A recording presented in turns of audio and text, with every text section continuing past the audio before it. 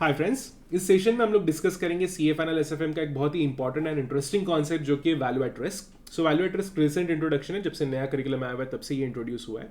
And concept जो है वो बहुत टेस्टेबल है, मतलब उसकी टेस्टेबिलिटी एग्जाम के हिसाब से क्वेश्चन आने की प्रोबेबिलिटी बहुत ज़्यादा है। सो इंश्योर करिए कि आप ये कॉन्सेप्ट बहुत अच्छे से पढ़ें। इस सेशन में हम लोग जो कंटेंट यहाँ पे दिया हुआ है, बुक में दिया हुआ है, उसको भी डिस्कस करेंगे और साथ में मैं अपना इनसाइट भी इसमें आपको दूंगा सो दैट आपकी जो अंडरस्टैंडिंग है या conceptual clarity regarding the value at risk वो बहुत बढ़िया बने। ठीक है, सो हम इसको ग्रेजुअली बिल्ड करेंगे। ये फास्ट ट्रैक डिस्कशन नहीं है, इसको स्लोली बिल्ड करते हुए हम जाएंगे and then we will see the final conclusion of this concept. One more thing, value at risk यहाँ पे जितना डिस्कस किया है इतना ही कॉन्सेप्ट नहीं है। Value at risk is very detailed concept. ठीक है, जो मैं एफआरएम में पढ़ाता हूँ सो वहां पे मैं टोटल 9 चैप्टर्स पढ़ा रहा हूँ वैल्यू एट रिस्क के ऊपर और आपको सिर्फ एक सेक्शन है। So this is limited discussion. So ICI आपसे ये एक्सपेक्ट कर रहा है कि जब भी आप कोई एक रिपोर्ट पढ़ रहे हो, रिस्क रिपोर्ट पढ़ रहे हो किसी कंपनी की और वहां पे आपको दिख जाए कि वैल्यू एट रिस्क लिखा हुआ है तो आपको इंटरप्रीट करते आना चाहिए। हमारा सीए का करिकुलम इतना इक्विप नहीं है कि पूरा वैल्यू एट रिस्क का डिस्कशन उसमें अकोमोडेट हो पाए। सो आपसे ये नहीं एक्सपेक्ट किया जा रहा है कि आप एक्चुअल वैल्यू एट रिस्क जो है, जो फुल मेथड होता है, जिसकी अलग अलग मेथोडोलॉजी होती है, अलग अलग वेरिएशंस होते हैं वैल्यू एट रिस्क के, सो वो सब आपको कैलकुलेट करने, ये आपसे एक्सपेक्टेशन नहीं है। आपसे एक्सपेक्टेशन है कि आप उसको इंटरप्रीट कर पाए, जो भी आप अगर वैल्यू देखते हो तो वो इंटरप्रीट कर पाए। साथ में ही अगर आप इसी के साथ वैल्यू एट रिस्क जो यहाँ पे पढ़ रहे हो और आप इलेक्टिव ऑप्ट कर रहे हो रिस्क मैनेजमेंट, तो वहां पे आपको फिर से वैल्यू एट रिस्क का थोड़ा डिटेल डिस्कशन भी देखने को मिलेगा। अगेन पूरा डिटेल डिस्कशन नहीं है बट एक लेवल तक की डिटेल्स उसमें आपको मिल जाएगी। राइट, चलो, so will start with the basic concepts before we move on. ये चैनल बहुत ही फ्रेशली स्टार्ट किया हुआ है। इस चैनल को आप सब्सक्राइब कीजिए क्योंकि इस चैनल पे मैं कुछ इंटरेस्टिंग कंटेंट अपलोड करने वाला हूँ। जैसे कि हम लोग डिस्कस करेंगे टॉपिक वाइज इंपॉर्टेंट क्वेश्चंस हर चैप्टर के सीए फाइनल एसएफएम के। देन उसके बाद में we will also discuss the concepts, important concepts, and then we will also discuss the CA final का एसएफएम का इंपॉर्टेंट टॉपिक्स का revision. Right, so like a marathon, but instead of having like full 12-hour video, we will prefer going with the chapter by chapter. So I generally don't prefer the full video. Okay, so so we'll start with the concept now. So make sure you subscribe to this channel for all the interesting discussions. 6 o'clock. Okay, so question number 1, क्या भला है ये value at risk होता क्या है, क्या concept है? तो वैल्यू एट रिस्क हमें बताता है, please focus on the word, क्योंकि वर्ड्स में ही वैल्यू एट रिस्क का मीनिंग छुपा है। ठीक है, वैल्यू एट रिस्क कोई एक सिंगल स्टेटमेंट में नहीं एक्सप्लेन किया जा सकता, इसका आपको प्रॉपरली जो इंटरप्रिटेशन है वो समझना पड़ेगा। तो value at risk is maximum possible loss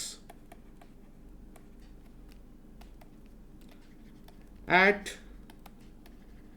given confidence level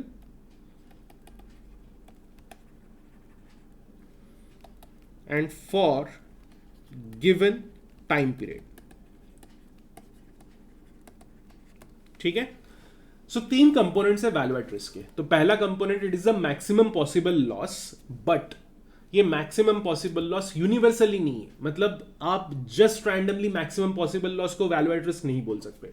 तो वैल्यू एट रिस्क होता है maximum possible loss at given confidence level. आपको कॉन्फिडेंस लेवल के साथ में उसको बताना पड़ेगा एंड फिर आपको टाइम पीरियड भी बताना पड़ेगा। अगर मैंने मान लो एक एग्जांपल के लिए, आप एक हेज फंड चलाते हो, ठीक है, you are the like manager of the hedge fund, आप एक बहुत बढ़िया फंड चला रहे हो जिसमें 100 करोड़ का एसेट अंडर मैनेजमेंट है, एयूएम है। नाउ अगर मैं आपको पूछूं कि आपके एयूएम का वैल्यू एट रिस्क क्या है, ठीक है, तो आप मुझे बताते वक्त सिर्फ मैक्सिमम पॉसिबल लॉस आपने बता दिया, से कि 100 करोड़ के ऊपर 2 करोड़ का वैल्यू एट रिस्क है। मैक्सिमम पॉसिबल लॉस बताना इज ए रॉन्ग थिंग। ठीक है, इसको जो वैल्यू एट रिस्क कैलकुलेट होता है, वैल्यू एट रिस्क कैलकुलेट होता है maximum possible loss but with certain conditions. तो आपको यह बताना पड़ेगा कि maximum possible loss in a year, मतलब आप 1 साल का बता सकते हो। यहां पे एग्जांपल के लिए मैंने 1 साल का ले लिया, इन अ ईयर। आप ये बोल सकते हो कि 1 महीने का या 1 दिन का। सो आप बताते वक्त इस तरीके से बता सकते हो, for a given time period and then at a given confidence level. आप लॉस को, जो फ्यूचर में होने वाली चीज है, उसको 100% सर्टेनिटी से तो नहीं बता सकते, बराबर है। लेकिन मैथमेटिकल कैलकुलेशंस के बेसिस पे आप एक रीजनेबल कॉन्फिडेंस या रीजनेबल कॉन्फिडेंट रह सकते हो, रीजनेबली कॉन्फिडेंट रह सकते हो, राइट? कि हाँ ठीक है, मैं 90% कॉन्फिडेंट हूं कि मैक्सिमम पॉसिबल लॉस एक साल के अंदर 1 करोड़ का होगा। ठीक है, चलो लिख लेते हैं maximum possible loss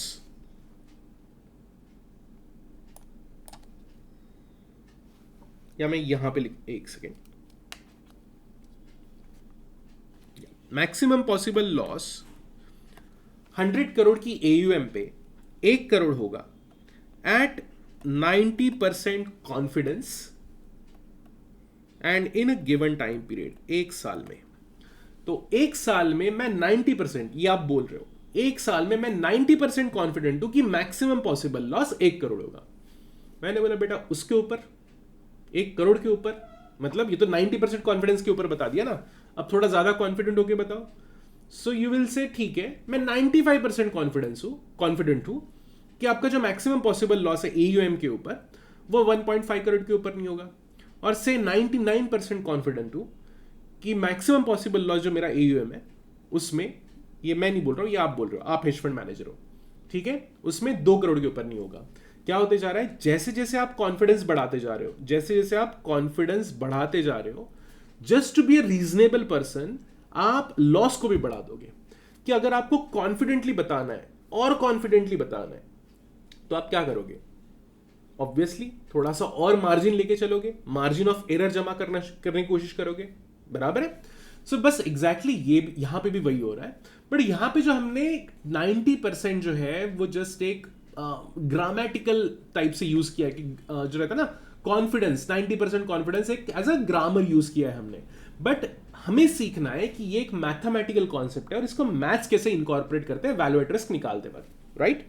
so I hope you understood what is the value at risk. So basic meaning of value at risk. Basic meaning is the maximum possible loss at a given confidence level. अच्छा, आप में से कोई अगर ये सोच रहा है ना मेरी हैंड राइटिंग खराब है और अच्छे से लिखो, अगर कमेंट में ऐड करने की कोशिश करेगा या प्लान करेगा, so just to give you information, मेरी हैंड राइटिंग खराब है इसीलिए मैं ऐसे ही करके आगे बढ़ता हूँ, ठीक है?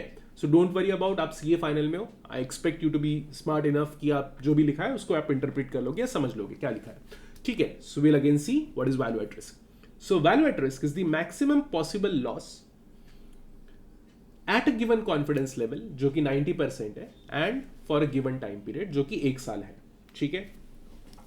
तो ये कॉमन सेंस की बात है ना कि 1 साल में अगर 1 करोड़ लॉस हो सकता है, ठीक है, तो ऑब्वियसली 1 महीने में कम ही होगा, है ना? एक एसेट अंडर 100 करोड़ का अगर आप एसेट मैनेज कर रहे हो, मान लो आपके स्टॉक्स पोर्टफोलियो है, डेरिवेटिव्स पोर्टफोलियो है, किसी भी टाइप का पोर्टफोलियो है, उस पोर्टफोलियो पे अगर 1 साल में 1 करोड़ का लॉस हो सकता है, तो अगर देखा जाए तो 1 महीने में तो कम ही होगा, 20-30 लाख का होगा, तभी जाके तो वो बढ़ बढ़ के पूरे साल भर में बड़ा लॉस बन जाएगा। Got it?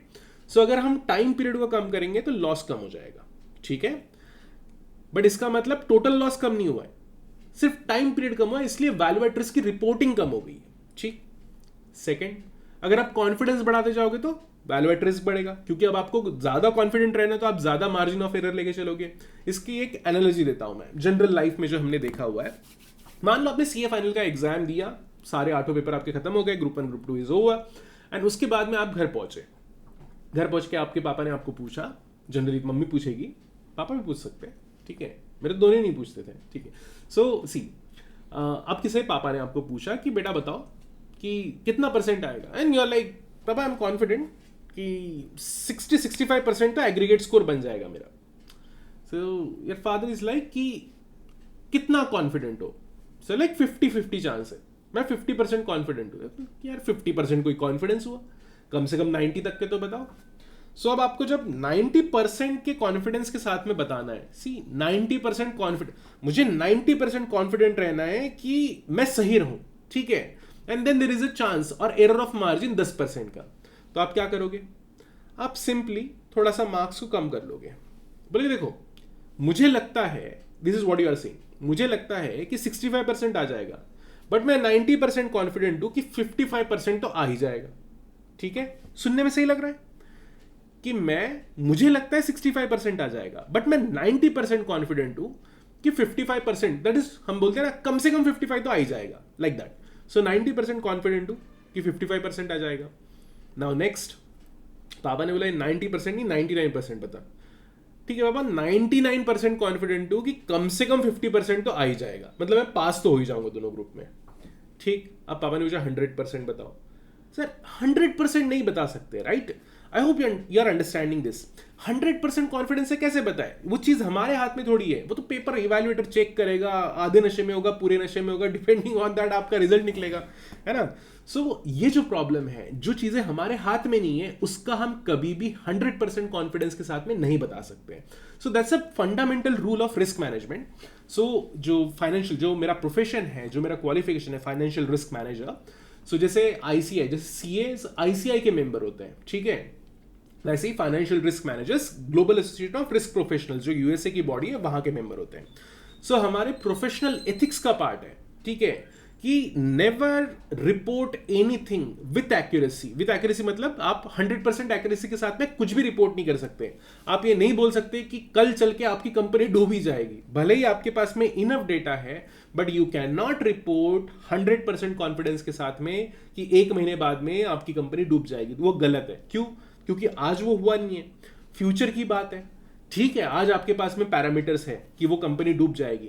कल चल के अगर उसको किसी ने फंडिंग प्रोवाइड कर दी कि सर्वाइव करने के लिए मैं तेरे को मदद करता हूं, दे 20% शेयर, और वो कंपनी को सर्वाइव करा लिया, अगले महीने में नहीं डूबी, तो आप गलत साबित हो गए. ठीक है, तो इसलिए रूल ये बना है कि आप एक स्पेसिफिक प्रोबेबिलिटी पे बताओगे कि see under this given circumstances, like under these circumstances I am 99% confident कि आपकी कंपनी अगले महीने फेल हो जाएगी.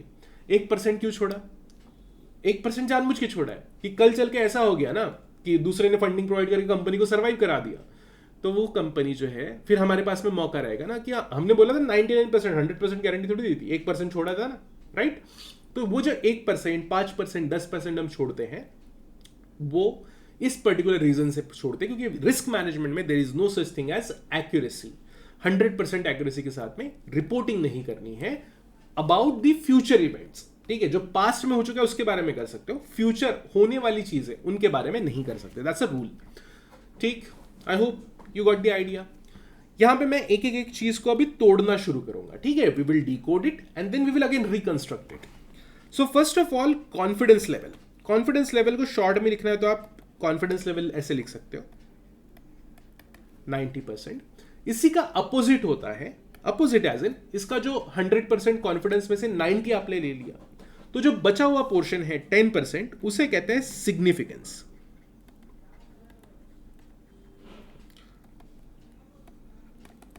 तो मतलब 90% कॉन्फिडेंस पे 10% का सिग्निफिकेंस होगा. ठीक है, दैट इज 90 प्लस 10, 100%.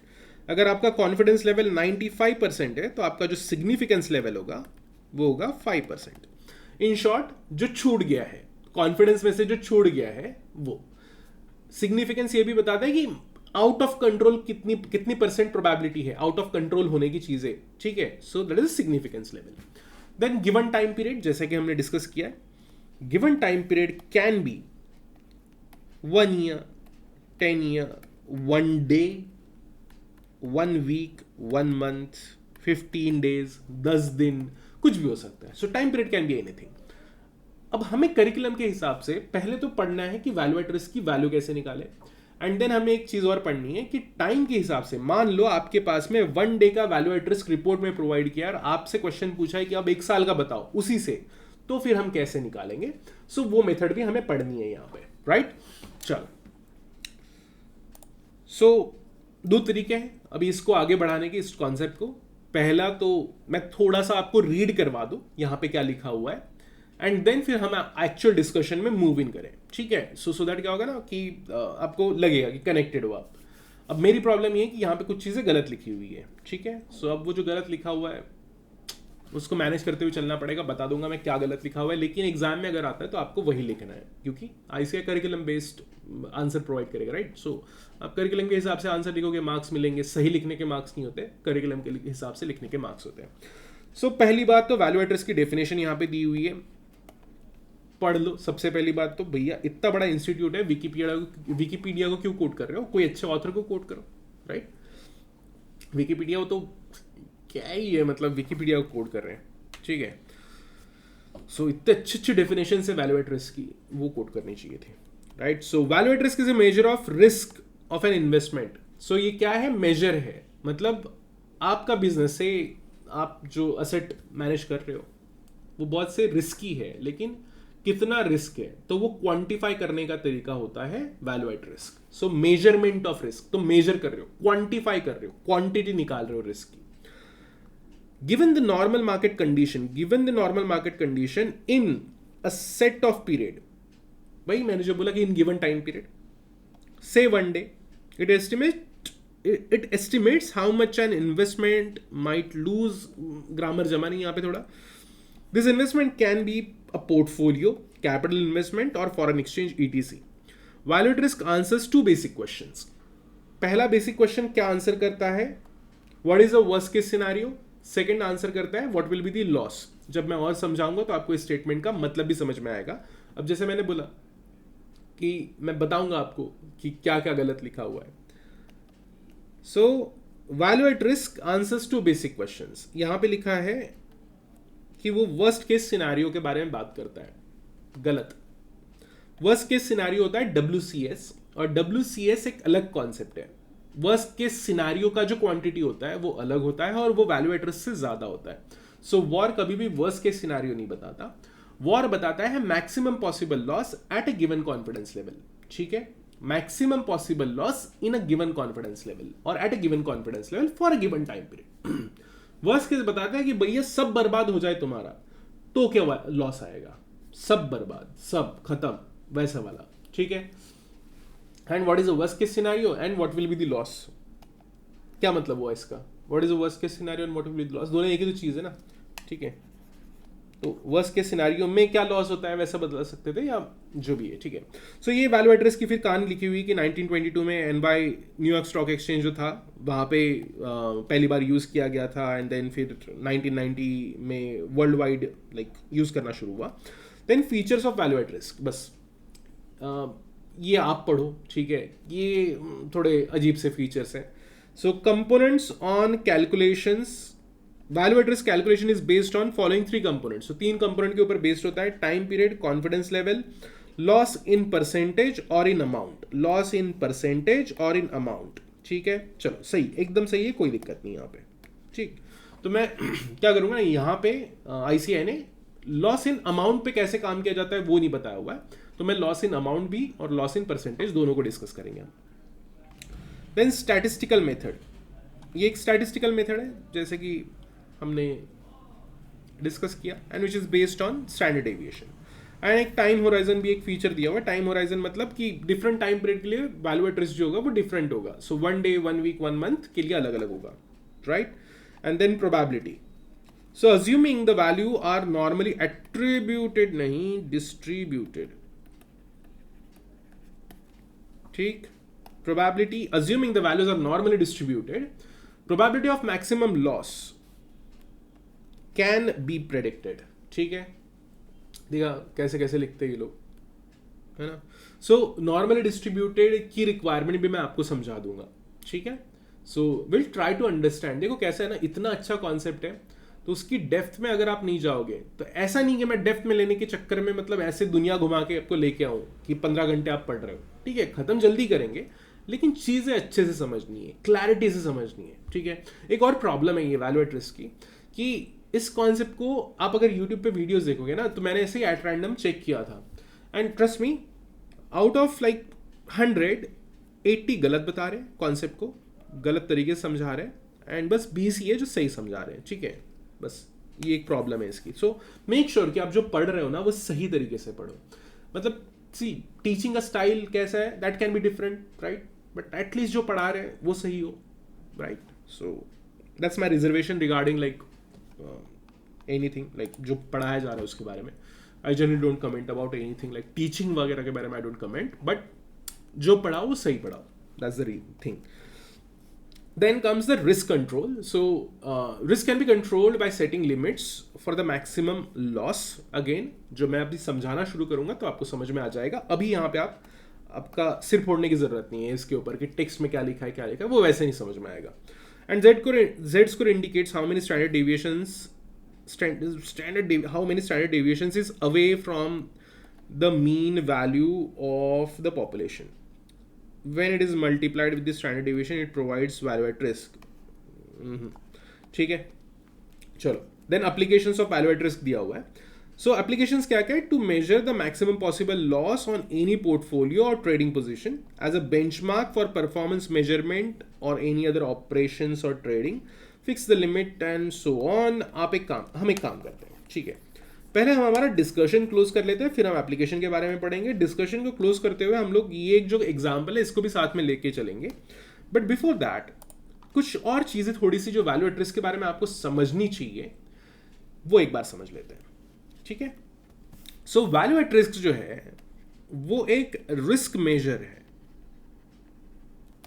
अगेन वही एग्जांपल कि आप पोर्टफोलियो मैनेज करते हो, ठीक है, तो आपके पास में 100 करोड़ का AUM है एंड उस AUM में बहुत सारे इन्वेस्टर्स ने इन्वेस्ट करके रखा हुआ है और आपको एक जमाना था पहले, जैसे हमने पार्ट 1 में भी डिस्कस किया, कि सिर्फ रिटर्न के ऊपर फोकस होता था. अब जो फोकस है वो रिटर्न एंड रिस्क, नए जमाने में रिटर्न एंड रिस्क दोनों के ऊपर फोकस है. तो डेफिनेटली जब आप रिटर्न को मेजर करते हो 10%, 20%, 15%, तो ये एक रिटर्न मेजर करने का तरीका हो गया. रिटर्न मेजर करना आपको आता है. कल की प्राइस को आज की प्राइस से माइनस करो, डिवाइडेड बाय कल की price, that is P1 minus P0 divided by P0, तो आपको रिटर्न मिल जाएगा. ये हो गया रिटर्न निकालने का तरीका. वैसे ही रिस्क का भी मेजर होता है. नाउ द थिंग इज कि रिस्क मेजर जो होते हैं वो स्टैटिस्टिकल मेजर है, क्योंकि रिस्क ऐसे ऑब्जर्व नहीं है ना. सो डायरेक्टली आप कितना कमाया, जैसे हम लोग बोलते हैं कि कितना कमाया, 100 का इन्वेस्टमेंट किया था, आज मेरे पास में 200 आ गया है, तो 100 डिवाइडेड बाय 100, 100% का रिटर्न. सो ये बताना पॉसिबल है रिटर्न वाला साइड. रिस्क मेजरमेंट में डायरेक्ट इस टाइप की कोई मेथड अवेलेबल नहीं है. So all these methods are developed methods. So risk कैसे कैसे मेजर की जा सकती है? तो प्राइमरीली 3 तरीके होते हैं: standard deviation, value at risk and expected shortfall. तो एक्सपेक्टेड शॉर्टफॉल हमें करिकुलम में नहीं है, वो अगर आप इलेक्टिव्स में जाते हो तो हम वहां पे पढ़ेंगे एक्सपेक्टेड शॉर्टफॉल क्या होता है. लेकिन मैं बताते वक्त आपको शॉर्ट में बता के चल दूंगा, बहुत ईजी कॉन्सेप्ट है, कोई डिटेल्ड कॉन्सेप्ट नहीं है. Value at risk and standard deviation, ये जो है देखो, स्टैंडर्ड डेविएशन को फाइन ट्यून करके वैल्यू एट रिस्क निकल जाता है, ठीक, बट वैल्यू एट रिस्क की अपनी प्रॉब्लम्स है, स्टैंडर्ड डेविएशन की अपनी प्रॉब्लम्स है. और हम क्या करते हैं, हम दोनों को साइड बाय साइड समझते हैं कि स्टैंडर्ड डेविएशन भी एक रिस्क मेजर है, वैल्यू एट रिस्क भी एक रिस्क मेजर है. तो भले ही वैल्यू एट रिस्क यूज करता है स्टैंडर्ड डेविएशन को, बट ये दोनों मेजर्स अलग अलग है, दोनों की अपनी इंपॉर्टेंस है.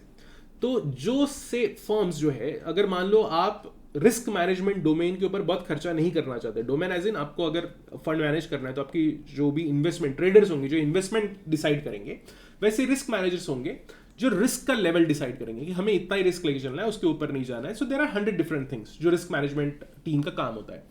तो अगर आपको इतना एडवांस सेटअप नहीं बनाना है रिस्क मैनेजमेंट का, तो आप क्या करोगे, सिंपली स्टैंडर्ड डेविएशन कैलकुलेट करोगे और स्टैंडर्ड डेविएशन रिपोर्ट करके छोड़ दोगे.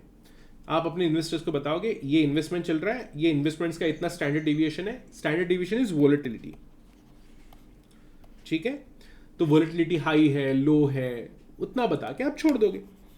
अगर आपको लगता है कि आपको बहुत ही एडवांस लेवल पे आपका रिस्क मैनेजमेंट डोमेन सेटअप करना है आपकी एसेट अंडर जो उसको AUM मैनेज करने के लिए, then you can go for the value at risk. But ये होगा कि बहुत खर्चा आएगा, right. So that call you have to take. सो दोनों मेजर की अपनी अपनी इंपॉर्टेंस है. यहाँ पे आप पढ़ते हो तो आपको ऐसा लगे कि वैल्यू एट रिस्क तो आप कभी भी निकाल सकते हो, गलत. वैल्यू एट रिस्क जब एक्चुअल में निकालने जाओगे तो बहुत कॉम्प्लिकेटेड प्रोसेस है, वो बहुत हॉरेबल हो जाता है, ठीक है.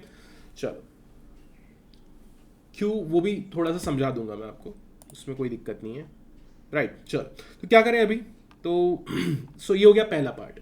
इसमें एक और चीज मुझे समझानी थी कि ये रिस्क मेजर है, रिस्क मेजर में वैल्यू एट रिस्क भी आता है, एक्सपेक्टेड शॉर्टफॉल भी आता है, स्टैंडर्ड डेविएशन भी आता है. एक्सपेक्टेड शॉर्टफॉल E6 में पढ़ेंगे, P6 में पढ़ेंगे एंड P6 में पढ़ेंगे. एंड देन यहाँ पे हम लोग स्टैंडर्ड डेविएशन जो है वो पोर्टफोलियो मैनेजमेंट में आप ऑलरेडी पढ़ चुके हो, और वैल्यू एट रिस्क यहाँ पे डिस्कस करना है. Now there are few questions, ठीक है. तो क्वेश्चन क्या है कि क्वेश्चन ये है कि किसने यूज करना चाहिए इसको, who should use value at risk, right? मान लो आप एक मैन्युफैक्चरिंग कंसर्न में हो, काम करते हो, आप चार्टर्ड अकाउंटेंट हो, फाइनेंशियल मैनेजर हो उस मैन्युफैक्चरिंग कंसर्न के, और उस कंसर्न जो है, वो ऑर्गेनाइजेशन जो है, कंपनी जो है, उसका टोटल टर्नओवर है 2000 करोड़ का, और वो कंपनी थोड़ा मोड़ा इन्वेस्टमेंट भी करती है, ऐसे 1-8 करोड़ का, 2 करोड़ का इन्वेस्टमेंट करके रखा हुआ है, शेयर्स परचेस करके रखे हुए हैं 1-2 कंपनीज के। तो क्या वैल्यू एट रिस्क मेजर वहां पे सही है? तो नहीं, वैल्यू एट रिस्क वहां पे यूज नहीं करना चाहिए। करते हो कोई प्रॉब्लम नहीं है कि ऐसा कोई चक्कू पकड़ के कैसे निकाला तूने वैल्यू एट रिस्क, वैसा नहीं होगा, बट वो सही नहीं है। क्यों सही नहीं है? क्योंकि value at risk complicated process है, आपका पोर्टफोलियो साइज छोटा है, आप स्टॉक में इन्वेस्ट कर रहे हो, आपका ऑलरेडी जो बेस है ना वो बहुत बड़ा है, 2000 करोड़ का टर्नओवर अच्छा खासा कमा रहे हो, तो इस टाइप से रिस्क मैनेज करने में कोई मतलब नहीं है, ठीक है। दूसरा, तो फिर करना किसे चाहिए? ठीक है, मैन्युफैक्चरिंग कंसर्न्स जो है, जो छोटी सी इन्वेस्टमेंट्स कर रही है, उन्हें नहीं करना चाहिए। अच्छा, वैल्यू एट रिस्क जो है वो फाइनेंशियल एसेट्स की जो इन्वेस्टमेंट होती है, तो 2 ही सिनारियोज में ये अप्लीकेबल है। अगर आप इन्वेस्टमेंट करते हो, ठीक है, इन्वेस्टमेंट एंड डेरिवेटिव्स में ट्रेड करते हो, इन्वेस्टमेंट एंड ट्रेडिंग दोनों चीजें इंक्लूडेड है। अगेन इन्वेस्टमेंट में भी फाइन ट्यून करेंगे हम इसको, या आप क्रेडिट पोर्टफोलियो मैनेज करते हो। क्रेडिट पोर्टफोलियो मतलब जो बैंक्स लोन वगैरह देती है ना, ठीक है, तो ये जो बैंक्स है जो लोन दे रही है बहुत सारे लोगों को, तो वो भी वैल्यू एट रिस्क निकालेगी, बट वो क्रेडिट पोर्टफोलियो का वैल्यू एट रिस्क निकालेगी, not about like investment portfolio का नहीं निकालेगी, ठीक। तो ये फिलहाल के लिए भूल जाओ, क्योंकि ये आपके करिकुलम का पार्ट नहीं है। तो हम डिस्कस करते हैं इन्वेस्टमेंट एंड ट्रेडिंग वाला जो है पार्ट, उसके लिए वैल्यू एट रिस्क इंपॉर्टेंट है। तो सबसे पहले तो यूज किसे करना है ये समझ लो। इन्वेस्टमेंट बैंक्स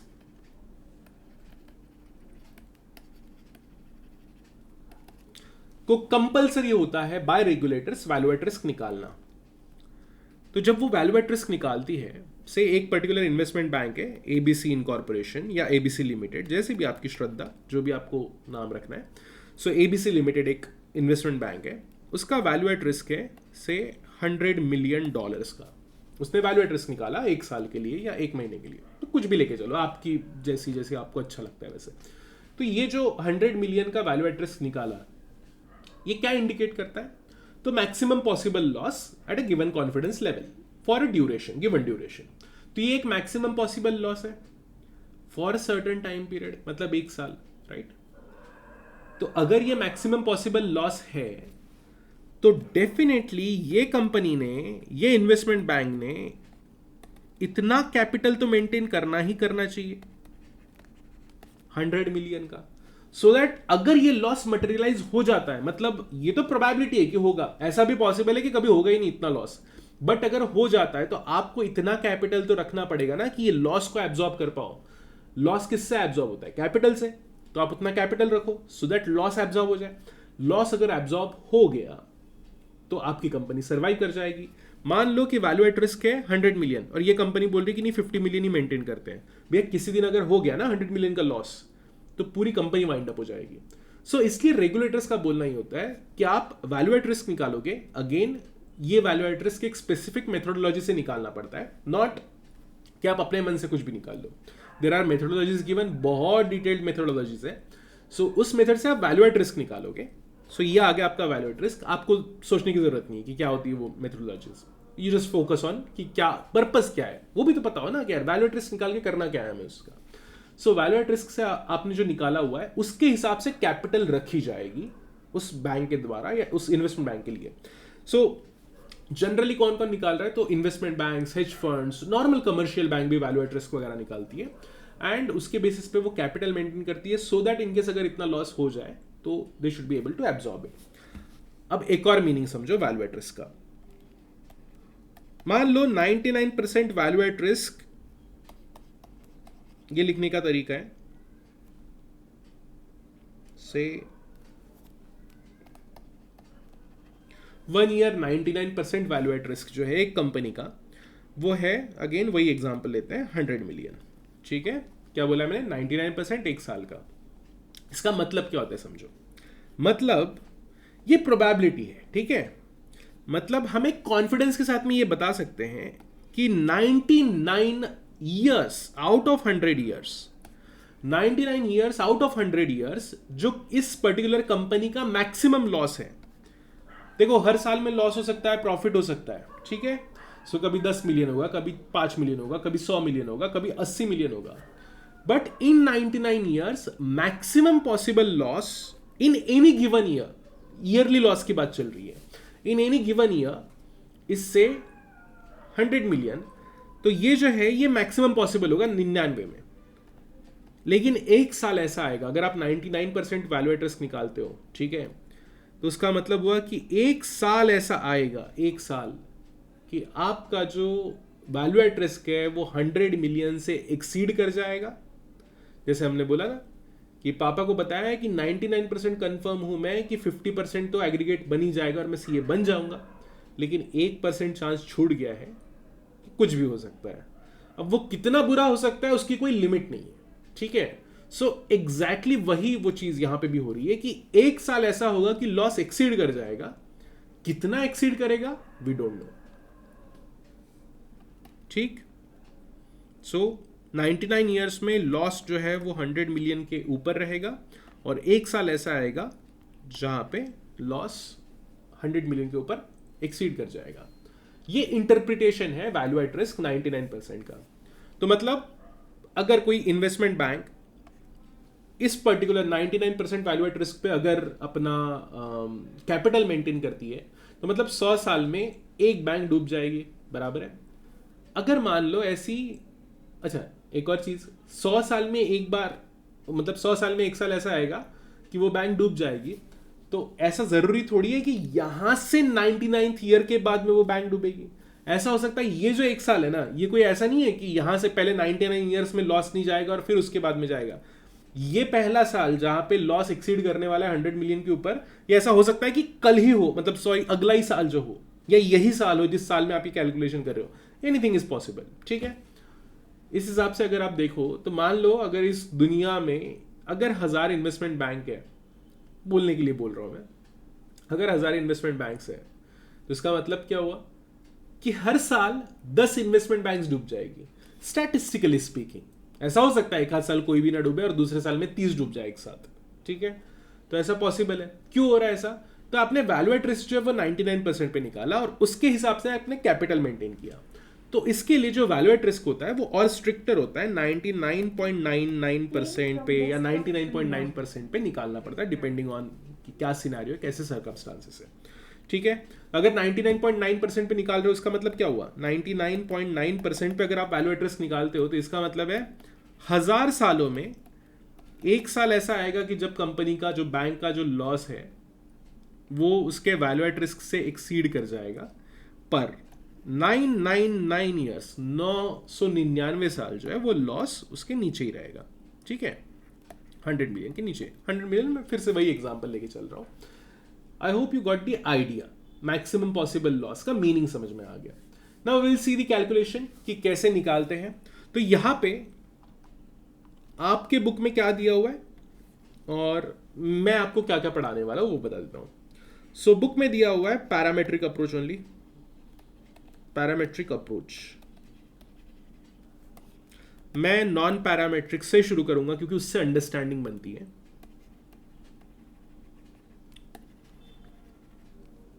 एंड देन फिर हम लोग पैरामेट्रिक में जाएंगे। सो जो मैं कनेक्ट बनाऊंगा ना वो इतना बढ़िया कनेक्ट बनेगा आपका, ऐसा कॉन्सेप्ट क्लियर होगा आपका कि आप भी मजा आ जाएगा आपको, ठीक है। और मैं तभी बोलता हूं ऐसा कि सही में मुझे पता हो कि सही में मजा आएगा, राइट। चलो तो देखते हैं parametric approach versus non parametric approach. General एक सिंपल एक्सप्लेनेशन में बता देता हूं। पैरामेट्रिक अप्रोच वो होता है जहां पे हम लोग पैरामीटर्स को यूज करते हैं, alpha, beta, gamma, standard deviation, sigma, like this, okay. So अगर आप पैरामीटर्स यूज कर रहे हो मतलब कैलकुलेटेड वैल्यूज को यूज कर रहे हो, mean, that is mean return, return average, SD, standard deviation. So अगर इस तरीके से आप कैलकुलेट कर रहे हो, ठीक है, मैथमेटिकल फॉर्मूला यूज करके, रिमेंबर फॉर्मूला यूज करके अगर कर रहे हो आप calculation, that is called as a parametric approach, ठीक। नॉन पैरामेट्रिक मतलब आप फॉर्मूला नहीं यूज कर रहे हो, ठीक है, आप मेथोडोलॉजी फॉलो कर रहे हो, गॉट इट। चलो तो यहां पे हम लोग आ जाते हैं, एक शीट में आपको दिखाऊंगा, ये एक्सेल शीट है, ठीक है। सो यहां पे हम लोग डेटा ले रहे हैं अब ये डेटा क्या है पहले मैं समझा देता हूँ, फिर मैं धीरे धीरे वैल्यू एट रिस्क का कॉन्सेप्ट आपको बिल्ड करके बताऊंगा। बिल्ड मतलब कोई एक्सेल में नहीं बताऊंगा कैसे करना है, यहीं पे पेन एंड पेपर से ही बताऊंगा। ठीक, चलो तो क्या दिया हुआ है डेटा वो समझते हैं। सो हम पहला कॉलम अगर आप देखोगे तो इट सेज डेज बैक, मतलब कल का डेली रिटर्न, उसके पहले वाले दिन का daily return. So daily return कैसे निकल रहा है, अगर मान लो आज का आपको डेली रिटर्न निकालना है तो कल का रिटर्न माइनस आज का रिटर्न, सॉरी कल की शेयर प्राइस माइनस आज की शेयर प्राइस डिवाइडेड बाय कल की share price. So you will get the daily return. बोलते वक्त मैंने फिर से गलत बोला है, आज का शेयर प्राइस माइनस कल का शेयर प्राइस डिवाइडेड बाय कल का शेयर प्राइस, लाइक दिस। सो आपको मिल गया रिटर्न। ऐसे करते करते आप डेज बैक करते जाओगे, 2 दिन पीछे, 3 दिन पीछे, 6 दिन पीछे, एंड ऐसे करते करते ये कहानी जाएगी आपकी कब, 100 दिन पीछे। ठीक है, तो हम क्या ले रहे हैं, हम ले रहे हैं पिछले 100 दिन का डेटा, राइट, पिछले 100 दिन का डेटा। और इस डेटा में जो नेक्स्ट कॉलम है वो है डेली रिटर्न्स का डेटा। सो हम पिछले 100 दिन के डेली रिटर्न्स ले रहे हैं, जिसमें कभी प्रॉफिट हुआ है, कभी लॉस हुआ है, और मैंने जो रेंज ली हुई है वो शायद आई गेस -10 मतलब -10% से लेके पॉजिटिव 15% तक के लिए। तो आपको इस तरीके से ये कलर कोडिंग किया हुआ है, तो red indicates losses and green indicates gains, end of course yellow indicates है, जो येलो है तो थोड़ा वो है ना कंडीशनल फॉर्मेटिंग में आता है, रेंज वाइज वो डिवाइड कर देता है, तो वैसे किया हुआ है यहाँ पे। गॉट, तो चलो वैल्यू एट रिस्क निकालना अगर आपको नॉन पैरामीट्रिक अप्रोच से है, हम क्या यूज कर रहे हैं,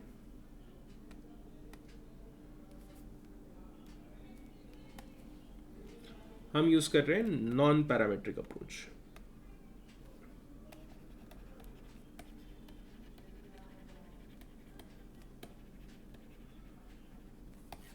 ठीक है, मतलब किसी भी पैरामीटर का हम लोग यूज नहीं करेंगे। तो अगर आपको ऐसा करना है तो आप कैसे करोगे, लेट्स सी,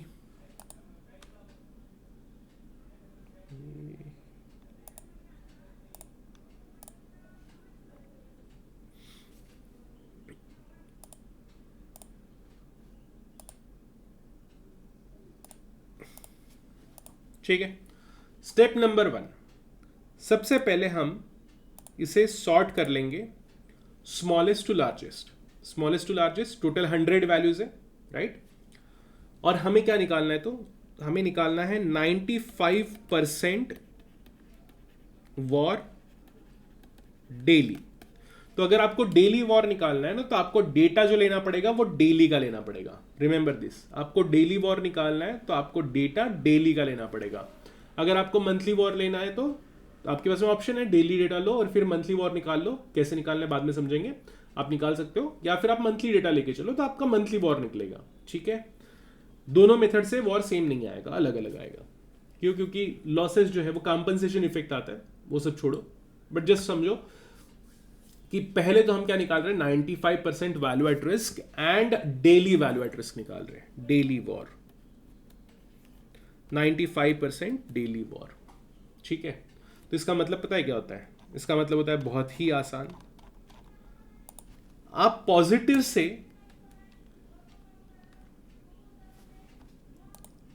पॉजिटिव से वैल्यूज मेजर करना शुरू करोगे और आप आओगे 95th वैल्यू पे। ठीक है, 95, 96, 97, 98, 90, सॉरी 96, 97, 98, 100। ठीक, सो ये जो पर्टिकुलर वैल्यू है, अगर आप पॉजिटिव से आते हो तो जो है आपकी 95th% जो वैल्यू है, 95% पे जो वैल्यू आती है वो है ये वैल्यू। ठीक है, देखो 95 वैल्यूज नहीं निकाल रहे हम, 100 का 95% निकाला तो वो 95 आ गया। अगर आपने 1000 दिन का डेटा लिया होता या 200 दिन का डेटा लिया होता तो 95% कितना आता उसका, अप्रोक्सीमेटली 190 के आसपास में, राइट। तो हम 190th वैल्यू लेते हैं, तो यहां पे हम 95th वैल्यू ले रहे हैं। तो ये जो वैल्यू है ये है value at risk daily in percentage is equal to 8.84%।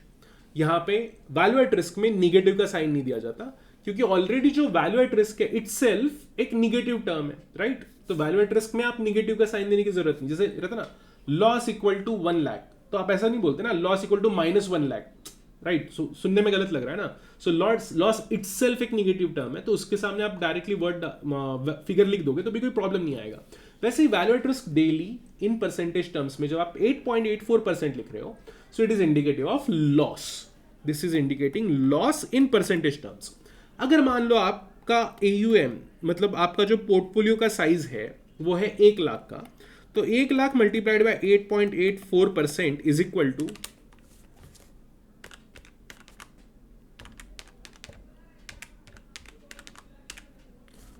8,840। तो ये वैल्यू टर्म्स में लॉस हो गया आपका, वैल्यू टर्म्स में। तो क्या फॉर्मूला, सिंपल फॉर्मूला क्या बनता है, value at risk is equal to, वो मैं डेली 95% नहीं ले रहा हूं, ठीक है, is equal to VaR in percentage terms, VaR percentage multiplied by value of portfolio, VP value of portfolio. तो जो भी आंसर आएगा, जो हमने ऑलरेडी कर लिया, 8.84% को मल्टीप्लाई किया 1 लाख के साथ में, and you got the answer. आपको रुपीज लेना रुपीज लो, डॉलर लेना डॉलर लो, मेरी तरफ से कोई मनाही नहीं है। व्हाट इफ अगर आपको पूछा जाए कि आप 90% जो है, 90% वैल्यू एट रिस्क निकालना है, अगेन डेली निकालना है आपको, तो देन आप वैल्यू सिलेक्ट करोगे 90th वैल्यू, पॉजिटिव से आके 90th वैल्यू, ठीक, I guess this is the value. So 90, 91, 2, 3, 4, 5, 6, 7, 8, 9, 10 बराबर है। क्या परफेक्ट वैल्यू लिया मैंने, विजुअली कैलकुलेट नहीं किया था मैंने, ठीक है। चलो 90% वैल्यू एट रिस्क क्या आ रहा है, 8.19% मल्टीप्लाइड बाय इसकी वैल्यू 1 लाख, तो कितना आएगा 8,190, ठीक है। देखो जैसे जैसे हमको कम कॉन्फिडेंस के साथ में बताना है, लॉस गिरते जा रहा है, वैल्यू एट रिस्क गिरते जा रहा है। सो 95% पे वैल्यू एट रिस्क था 8,840 फॉर 1 लाख का एसेट अंडर मैनेजमेंट या पोर्टफोलियो साइज। और वही जब हम 90% पे बता रहे हैं, तो 90% पे हम क्या बता रहे हैं, 8,190। अगर आपको 99% पे बताना है तो ये वैल्यू आ जाएगी 99%, 99% वैल्यू एट रिस्क।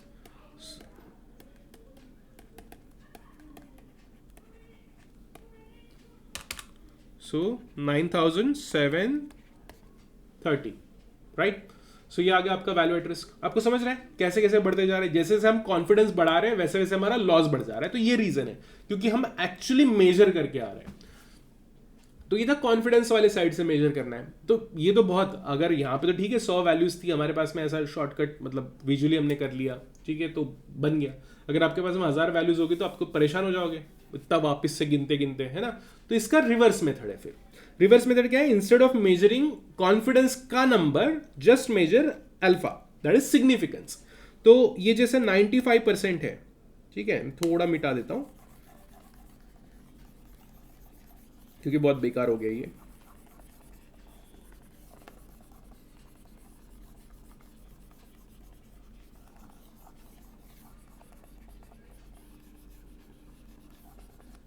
ठीक है, सो पहले हमने क्या लिया था, confidence level is equal to, हमने क्या लिया था 95%, फिर हमने लिया इज इक्वल टू 90% और फिर लिया था 99%, राइट। ऐसे सीक्वेंस में लिया था। तो मैंने पहले ही आपको बताया कि इसका रिमेनिंग साइड का था अल्फा।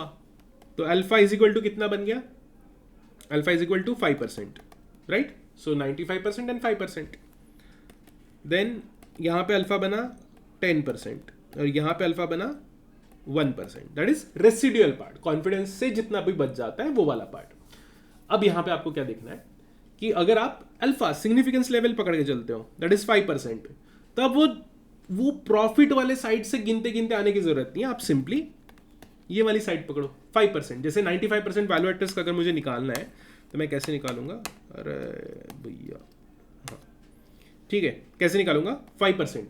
तो मुझे 1 2 3 4 5 छोड़ दिया मैंने, ये वैल्यू पकड़ लो, राइट। ये आ गया आपका 95% वॉर। अगर मुझे 90% वॉर निकालना है, that is at the 10% significance. तो 1 2 3 4 5 6 7 8 9 10, ये वाली वैल्यू। 10th वैल्यू नहीं लेना है, 10 के एक ऊपर लेना है। 90% वॉर एंड 1%, चलो गिनते 1, ओ ये वाली, ठीक है। So which is 99% value at risk. अब इसको मल्टीप्लाई कर दो, ये सारी वैल्यूज जो है ये परसेंटेज टर्म्स में है, right. Daily return is in percentage terms. So आप परसेंटेज को मल्टीप्लाई कर लोगे किससे, तो वैल्यू पोर्टफोलियो का साइज जो भी होगा उससे मल्टीप्लाई कर लो and you will get the answer. So ये था पहला portion which is called as, which we call as a non parametric approach, जिसमें हम पैरामीटर्स को यूज नहीं कर रहे। क्या यूज किया हमने, मेथड्स को यूज किया।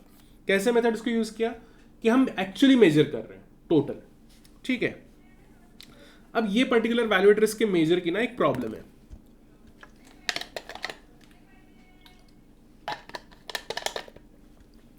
क्या प्रॉब्लम है, तो प्रॉब्लम ऐसी है कि अगर हम 95% वॉर को पकड़ के चलते हैं, एक बेस मान के चलते हैं और फिर आगे बढ़ेंगे 3 4 5, ठीक। तो अगर हमने आज ये वैल्यू एट रिस्क निकाला और उसके हिसाब से अब हम क्या कर रहे हैं, सिर्फ वैल्यू एट रिस्क निकाल रहे हैं और उसके साथ में और भी चीजें, मतलब उसके साथ में और चीजें अलाइंड होती है ना, कि कैपिटल कितना रखना है, क्या बफर रखना है, कितना मेंटेन करना है, क्या कैश मेंटेन करना है, सब चीजें उसमें अलाइंड होती है। तो होगा क्या कि ये तो यार एक तुक्के की बात है ना, कि इस पर्टिकुलर दिन पे ये 95th जो वैल्यू थी वो 8.84 आ गई। इसकी कोई गारंटी नहीं है कि अगले दिन ये 10% हो, मतलब जब आप अगले दिन पहुंचो तो सॉर्टिंग करने के बाद में ये वैल्यू तो और दूसरी कुछ आएगी, राइट। फिर जब अगला दिन आएगा, मतलब एक एक दिन आगे बढ़ाते जाओ, तो ये होगा ना, रोज इसमें बहुत ज्यादा फ्लक्चुएशन होगा, डेली बेसिस पे बहुत फ्लक्चुएशन होगा, राइट। सो इसके लिए यूज किया जाता है पैरामेट्रिक अप्रोच।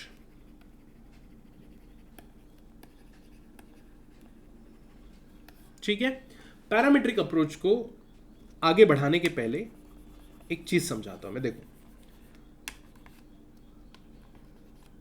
आपको फ्रीक्वेंसी डिस्ट्रीब्यूशन पता है, हिस्टोग्राम फ्रीक्वेंसी डिस्ट्रीब्यूशन। तो अगर हम यही जो पूरा लॉस एंड गेन वाला जो डेटा है, पूरा का पूरा रिटर्न का डेटा अगर हम लोग प्लॉट करते हैं,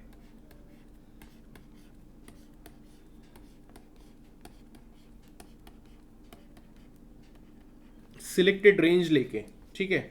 कैसे रेंज ले रहे हैं हम लोग, जैसे 9 से लेके, मतलब पूरा 9% के अंदर के जितने भी डेसिमल्स है वो यहां पे आ जाएंगे, 8% के जितने भी डेसिमल्स है वो यहां पे, लॉस की बात करें यहां पे, ठीक है। और ऐसे ही करते करते करते करते हम लोग आगे बढ़ेंगे। तो हम पूरा अगर प्रॉफिट एंड लॉस पूरा, सो प्रॉफिट यहां से और धीरे धीरे करते करते लॉसेस, राइट। सो प्रॉफिट से शुरू किया लॉसेस की तरफ आ गए, या लॉसेस से शुरू किया प्रॉफिट की तरफ चले गए, दोनों पॉसिबल है। सो ये जो अगर हम, मतलब मान लो ये अगर हम कर रहे हैं इस तरीके से, हम लोग अगर एक डिस्ट्रीब्यूशन बनाए, तो डिस्ट्रीब्यूशन क्या होता है, मेजर कर लो, गिन लो कि कितना डेटा कहां पे अवेलेबल है, ठीक है। सो फॉर एग्जांपल अगर से मैक्सिमम देखो कैसा होगा ना, -9% डेली रिटर्न प्लस 10% या 15% डेली रिटर्न, ये तो रेयर सिनारियोज है ना, ऐसा रोज थोड़ी ना होता है। रोज तो वही होता है, 0.5% रिटर्न आ गया, 0.5% का लॉस हो गया, 1% का रिटर्न आ गया, 1% का लॉस हो गया, राइट। सो मतलब डेटा जो है वो बीच में ज्यादा होगा। अगर आप इसको काउंट करो, मान लो कि ये जो है ये 1% के लिए, ठीक है। तो अगर ये 1% के लिए, तो मैक्सिमम टाइम तो 1% के आसपास में होगा। जैसे जैसे दूर जाते जाओगे वैसे वैसे आपका साइज भी बढ़ेगा और नंबर्स कम हो जाएंगे, राइट, ठीक है। तो ये जो पर्टिकुलर स्ट्रक्चर है इसे कहते हैं डिस्ट्रीब्यूशन, राइट। डेटा कैसे डिस्ट्रीब्यूटेड है वो, ठीक। तो अभी जो हमने 95% वाला जो वैल्यू एट रिस्क निकाला है ना, आपको करके भी दिखा देता हूँ। ये बस ऐसा ना, एक्सेल की और मेरी बहुत ज़्यादा बनती नहीं है।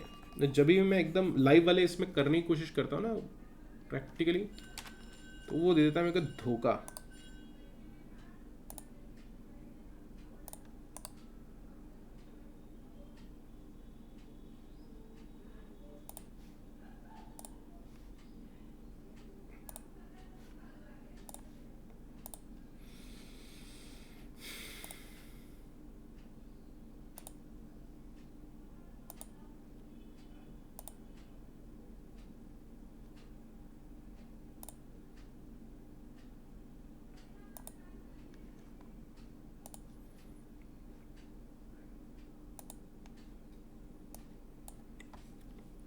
ये देखो डेटा कुछ इस तरीके से डिस्ट्रीब्यूटेड है, ठीक है।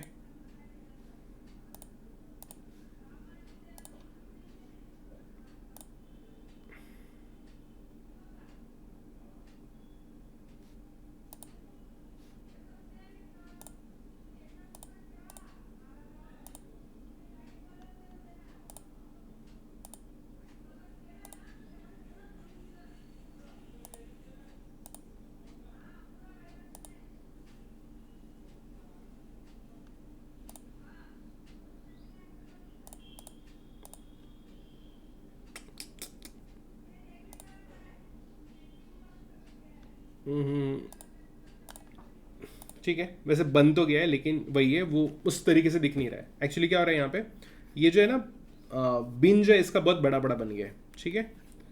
सो अगर आप इसको छोटे बिन के साथ में बनाते हैं तो ये डेटा जो है इस तरीके से डिस्ट्रीब्यूटेड दिखता आपको। मेरे को कैसे पता कि इस तरीके से दिखता करके, क्या मैंने करके देखा हुआ है? नहीं। जब मैंने इसको डेटा को बनाया था ना, तो मैंने एक्चुअली बनाया ना, उसको हाथ से थोड़ी ना लिखा हुआ है, वो तो उस फॉर्मूला से बनाया। तो वो फॉर्मूला खुद ही इस टाइप का डिस्ट्रीब्यूशन का फंक्शन यूज करता है, मतलब फॉर्मूला जो यूज करता है वो इस टाइप के डिस्ट्रीब्यूशन को डिजाइन करने के लिए फॉर्मूला यूज करता है, ठीक। चलो, तो कुछ इस टाइप से डेटा का आपका डिस्ट्रीब्यूशन बन जाता, डेटा इस तरीके से डिस्ट्रीब्यूटेड होता। तो जब मैं 95% वैल्यू एट रिस्क की बात कर रहा हूं ना, तो एक्चुअली मैं क्या कर रहा हूं पता है, ये जो पर्टिकुलर कट ऑफ पॉइंट है, ये जो पर्टिकुलर कट ऑफ पॉइंट है ना, तो हम इस कट ऑफ पॉइंट की वैल्यू की बात कर रहे हैं। तो ये हो गई आपकी लॉस साइड, और फिर ये आ गया आपका गेन का साइड, राइट। सो लॉस वाला साइड हो गया और गेन वाला साइड हो गया जो आगे बढ़ के जा रहा है, ठीक है। सो इस साइड में गेन्स आ रहे हैं, इस साइड में लॉसेस आ रहे हैं। तो 95% जो होता है, तो आप क्या करोगे, यहां से गिनना शुरू करोगे और 95th वैल्यू, ठीक है। और बचा हुआ क्या हो गया, 5%, एग्जैक्टली, राइट। वैसे 99% करना होता तो 99% पे, 90% करना होता तो फिर यहाँ पे कहीं पे वो वैल्यू आती। यहाँ से गिनना शुरू किया, 90% वैल्यूज गिन ली हमने, और फिर हमने जो एग्जैक्ट जो पॉइंट आएगा उस पॉइंट को वैल्यू एट रिस्क बोल दिया, सिंपल। ये हो गया 90% वाला वैल्यू एट रिस्क, ठीक है। अब होता क्या है ना कि अभी भी हम लोगों ने जब फ्रीक्वेंसी डिस्ट्रीब्यूशन बनाया, हम पैरामीटर्स का यूज नहीं कर रहे हैं, ठीक है। तो क्या प्रॉब्लम है कि ये जो पर्टिकुलर वैल्यू है ये बहुत फ्लक्चुएटिंग रहेगी। अगर आप सिंपल उस पर्टिकुलर दिन की, मतलब लोएस्ट 5th वैल्यू अगर हमेशा गिनने की कोशिश करोगे तो बहुत चेंज होते रहेगी, फ्रीक्वेंसी बहुत ज्यादा रहेगी उसकी चेंज होने की। So for like this reason हम जाते हैं पैरामेट्रिक अप्रोच की तरफ, जो हमारे करिकुलम का पार्ट है, पैरामेट्रिक अप्रोच।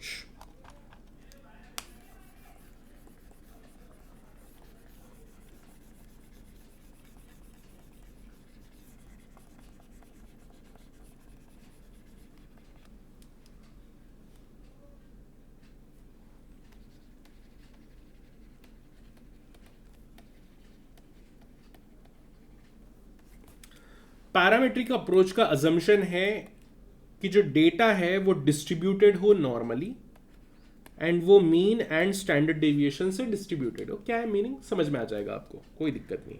आपने देखा हमने ये ऐसा बनाया, तो हम क्या करेंगे, पैरामेट्रिक अप्रोच में स्विच करने के लिए इसी डेटा को यूज करके, सो हम यही डेटा लेंगे, डेटा का एवरेज निकाल लिया, मीन आ गया उसका, ठीक है। चलो मैं मीन निकाल लेता हूँ एक बार कैलकुलेशन के लिए। एवरेज, अरे हिल रहे भाई, आ गया, ये हो गया एवरेज, मीन मिल गया आपको 2.76, ठीक है। अब हमें निकालना है स्टैंडर्ड डेविएशन, और स्टैंडर्ड डेविएशन निकलता है स्टैंडर्ड एस, स्टैंडर्ड डेविएशन आया हमारा 7.4312 लाइक दिस, ठीक है। एक बार आपको ये दो पैरामीटर्स मिल गए तो ये मैथमेटिकली होता है, आप कभी ये फिजिकली होते हुए, मतलब अगर आप काम भी करोगे ना तो इस टाइप से आप देखोगे नहीं कभी। तो ये जो हमारा डेटा था जो कि बार्स वाले फॉर्मेट में दिख रहा है, ये कुछ शेप में बन जाता है। अब वो बार्स नहीं रहे, ठीक है। अब ये एरिया बन गया है, which we call it as normal distribution. Again one more thing, अगर आपको अभी यहाँ पे थोड़ा सा पेनफुल लग रहा है ना नॉर्मल डिस्ट्रीब्यूशन, तो आपको बहुत प्रॉब्लम मतलब स्ट्रेस लेने की जरूरत नहीं है. सो नॉर्मल डिस्ट्रीब्यूशन के ऊपर अगर आपको चाहिए, दिक्कत हो रही है समझने में, जस्ट इन्फॉर्म मी. मैं नॉर्मल डिस्ट्रीब्यूशन का कॉन्सेप्ट जो है वो डिलीवर करा दूंगा, वीडियो अपलोड कर दूंगा उसका. प्रॉब्लम ये है कि वो लंबा वीडियो बनेगा, क्योंकि normal distribution itself concept build करने में, अगर आपको स्क्रैच से बिल्ड करके एक्चुअल में समझना है नॉर्मल डिस्ट्रीब्यूशन क्या होता है, तो वो थोड़ा सा डिटेल्ड कॉन्सेप्ट है. ठीक है, अगर आप मेरे नोट्स भी देखो नॉर्मल डिस्ट्रीब्यूशन के ऊपर, सो सैंपल मोमेंट्स,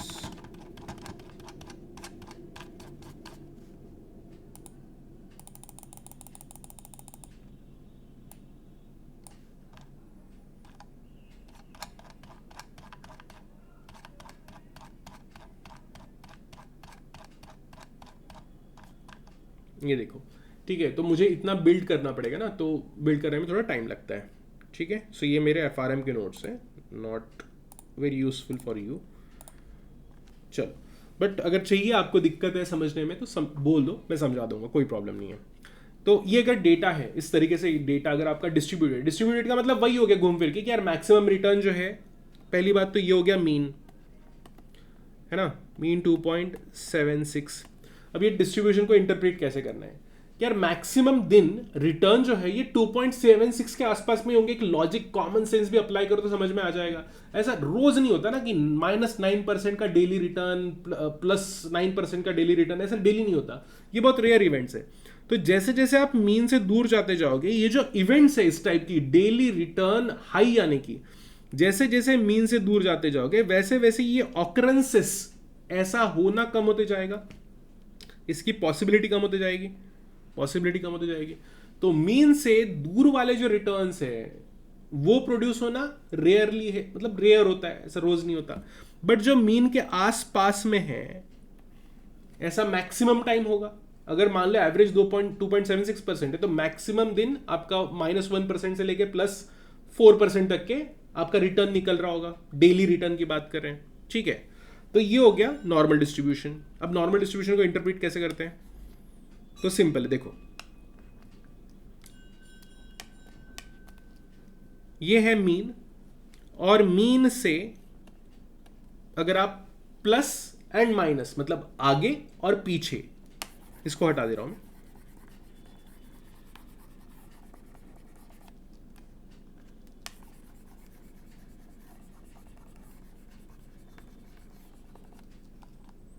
प्लस और माइनस, आगे और पीछे, ये जो 7.431 है ना, ठीक है, सो इसको कहते हैं 1 SD. ठीक है, तो आप 2.76 में प्लस करो 312, तो ये आंसर आएगा 10.19, एंड यहां पे आएगा 2.76 माइनस 7.4312 माइनस 4.67%. ठीक है, ये निकल गया आपके रिटर्न एट व्हाट 1 SD. ये -1 SD, ये +1 SD. क्या किया मैंने, तो ये जो मीन था, मीन में 7.43 को एक बार ऐड किया, तो मुझे +1 SD, मतलब मीन से एक स्टैंडर्ड डिविएशन आगे बढ़ो तो ये आता है, मीन से एक स्टैंडर्ड डिविएशन पीछे जाओ तो ये आता है. ठीक है, अब इसके ना ये जो नॉर्मल डिस्ट्रीब्यूशन है, नॉर्मल डिस्ट्रीब्यूशन का जो मेजरमेंट होता है, प्रोबेबिलिटी का मेजरमेंट या कॉन्फिडेंस का मेजरमेंट जो है, उसके डिफाइंड रूल्स है. डिफाइंड रूल्स कैसे, कि भैया 1 SD के अंदर, मीन से 1 SD के अंदर कितना एरिया आएगा, आपको दिखा देता हूं मैं नोट्स में. फिक्स है, मतलब उतना ही आना चाहिए, कि क्वांटाइल का है, not standard deviation.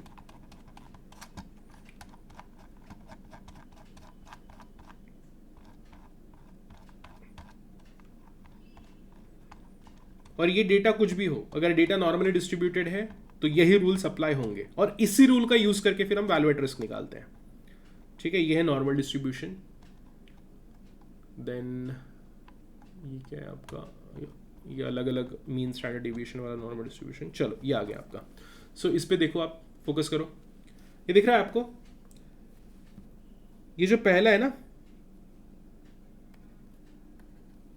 Plus minus 1 SD है ये, ठीक है, दिस इज प्लस माइनस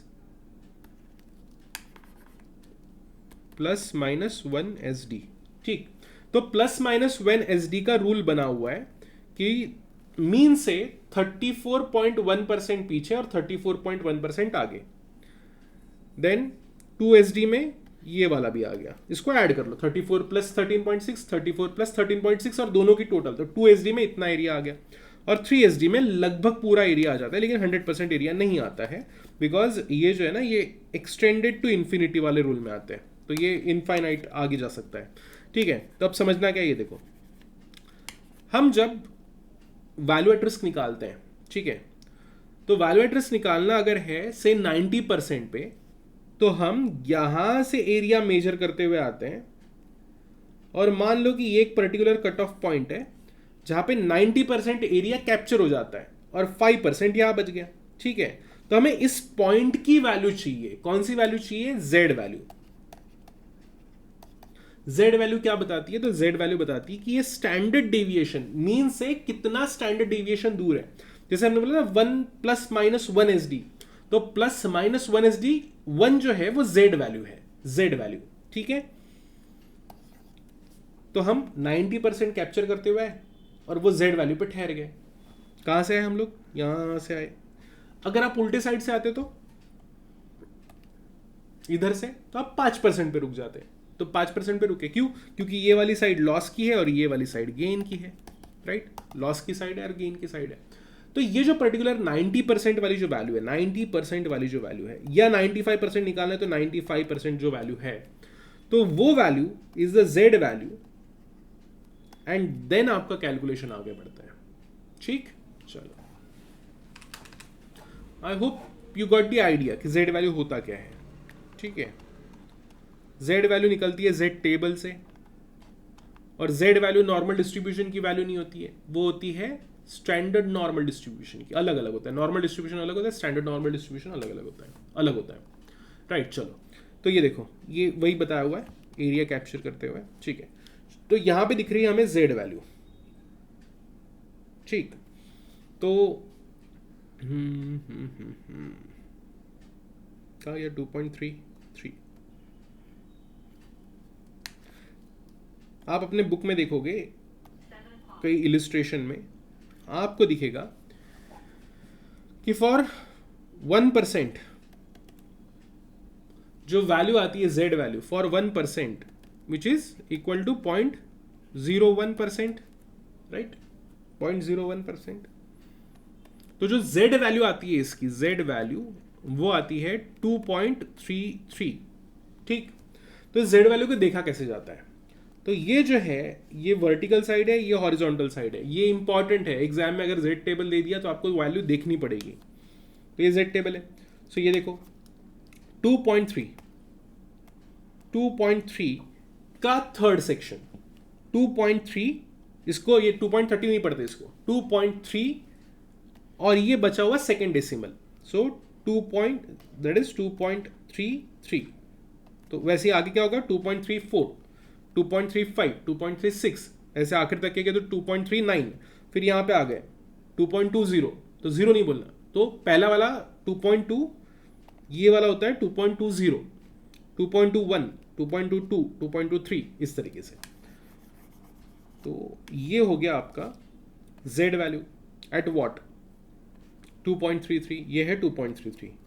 पर मैं बोल रहा हूं कि 1% पे, यहां पे देखो क्या लिखा है, 0.0099, that is 0.99% is equal to 1%। Approximately तो 1% ही हो गया ना, 0.99% तो 1% है ना भाई। तो हम क्या ले रहे हैं, इस तरीके से हम लोग कैलकुलेट करें जेड वैल्यू, तो हम 99 को 0.99 को 1 पकड़ के चल रहे हैं, right. I hope you got the idea, that is कि 2.33 जेड वैल्यू।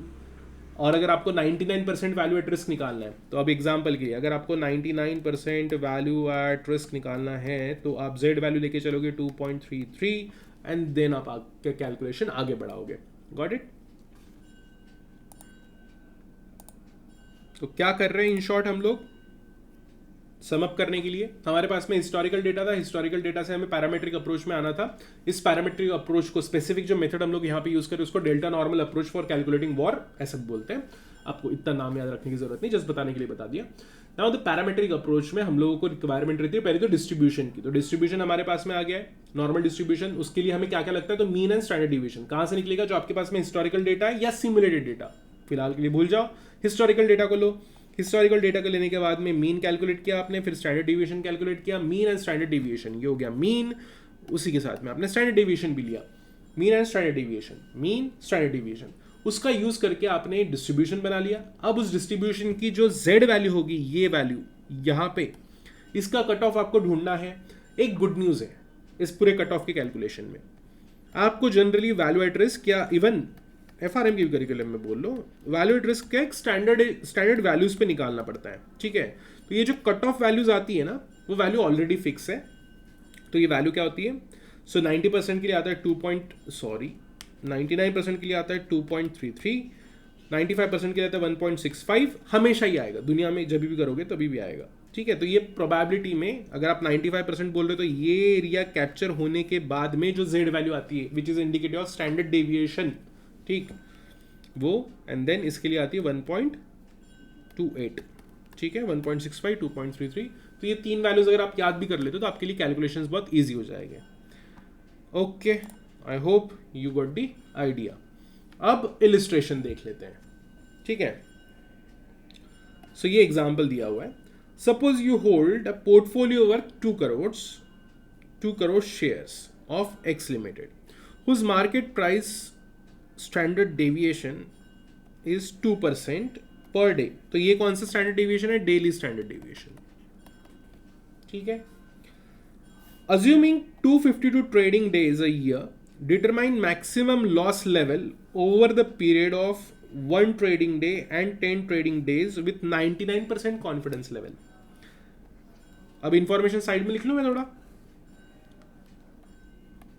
पोर्टफोलियो साइज दिया हुआ है 2 CR का, SD डेली दिया हुआ है, स्टैंडर्ड डेविएशन डेली दिया हुआ है 2% का, ट्रेडिंग डे TD 252 डेज। निकालना क्या है, VAR value at risk at 99% for 1 day and उसी के साथ में आपको 10 डे वाला भी निकालना है। पहले 1 डे वाला निकाल लेंगे फिर 10 डे वाला निकाल लेंगे, ठीक है। चलो,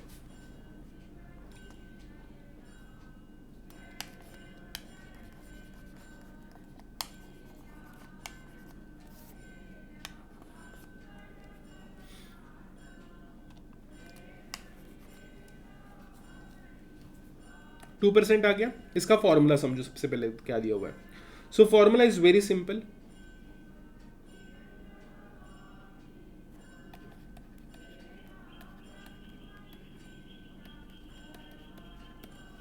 Z into sigma multiplied by value of portfolio. क्या समझे, Z into sigma multiplied by value of portfolio. तो ये होता है वैल्यू एट रिस्क का फॉर्मूला। तो हमारे पास में Z, अभी मैंने बताया ना 2 मिनट पहले कि 99% कॉन्फिडेंस लेवल पे वो जो आपका Z वैल्यू आता है वो क्या आता है, 2.33 multiplied by 2%, right, standard deviation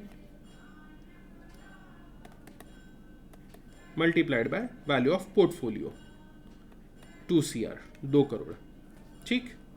कैसा लिखूं इसको, मैं अभी नीचे लिखना शुरू कर देता हूँ, ठीक है। सो सिंपली ये निकाल लो सबसे पहले तो 2 करोड़ का 2% कितना आता है मेरा, 2 करोड़ का 2% 4 lakh, right. So 2.33 multiplied by 4 lakhs। सो ये फॉर्मूला याद रख लेना, Z into sigma into VP मतलब वैल्यू ऑफ पोर्टफोलियो। अगर आपने VP यूज नहीं किया तो क्या होगा, आपका जो आंसर आएगा वो परसेंटेज में आएगा, ठीक है, कोई प्रॉब्लम नहीं। मतलब सिर्फ 2.33 को 2.33 मल्टीप्लाइड बाय 2% अगर आपने कर दिया तो वो 4.66% आ रहा है, तो 4.66% में हो गया। तो परसेंटेज से वैल्यू, अगर आपको वैल्यू एट रिस्क वैल्यू में निकालना है, इन डॉलर टर्म्स या रुपीज टर्म्स में निकालना है, तो 2 करोड़ से आपको मल्टीप्लाई कर देना पड़ेगा। सो ये हो गया 2.33 मल्टीप्लाइड बाय 4 lakhs। यहाँ पे डायरेक्टली आंसर दिया, ये मैं मान के चल रहा हूँ कि आंसर सही है, अप्रोक्सीमेटली दिख तो रहा है कि सही है, विच इज 9,32,000, राइट। सो ये क्या हुआ,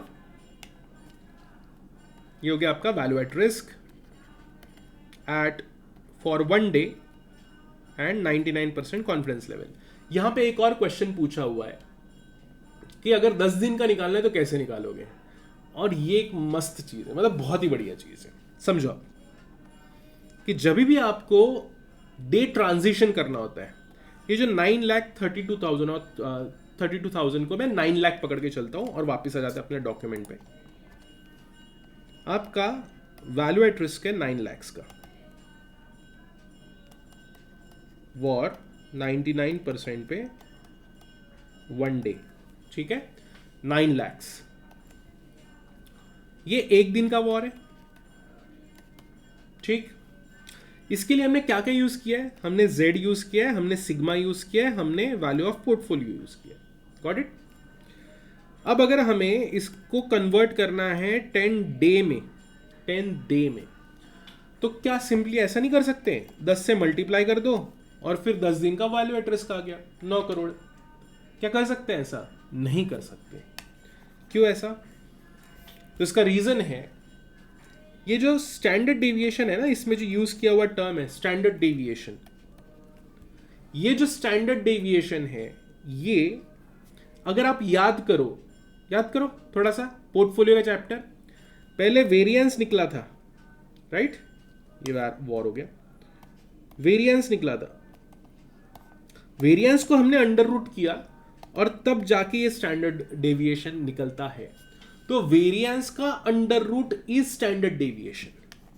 अगर मुझे इसको लिखना होता उसी फॉर्मेट में तो मैं कैसे लिखता? Again I am just changing format, तरीका लिखने का, multiplied by under root of variance के लिए लिखते हो सिग्मा स्क्वायर, बराबर है, मल्टीप्लाइड बाय वीपी। तो क्योंकि ये जो कैलकुलेशन इटसेल्फ है ये एक अंडर रूट में चल रहा है, क्योंकि आपका मेन कैलकुलेशन तो इतना ही है ना, वीपी तो बाद में, जिसको छोड़ भी देते हो बाद में मल्टीप्लाई करो तो भी कोई प्रॉब्लम नहीं है। तो z इंटू वेरियंस, अगेन आप स्टैंडर्ड डिवीजन यूज करते हो, अंडर रूट ऑफ वेरियंस, इससे मल्टीप्लाई कर रहे हो, बराबर है, अंडर रूट ऑफ वेरियंस से। तो ये जो वेरियंस ऑलरेडी, क्योंकि standard division already under root में रहता है, वो वेरियंस का अंडर रूट है, तो इसका पूरा जो टाइम ट्रांजिशन होगा, पूरा टाइम ट्रांजिशन हमेशा अंडर रूट में ही होगा। तो अगर आपको 10 दिन का आपके पास में डेली वैल्यू एट रिस्क है विच इज 9 lakhs, और उसको मल्टीप्लाई या उससे आपको 10 दिन का वैल्यू एट रिस्क निकालना है, then you have to simply multiply it by under root of 10 and then you will get value at risk of, ये अंडर रूट कैसे निकालूं मैं?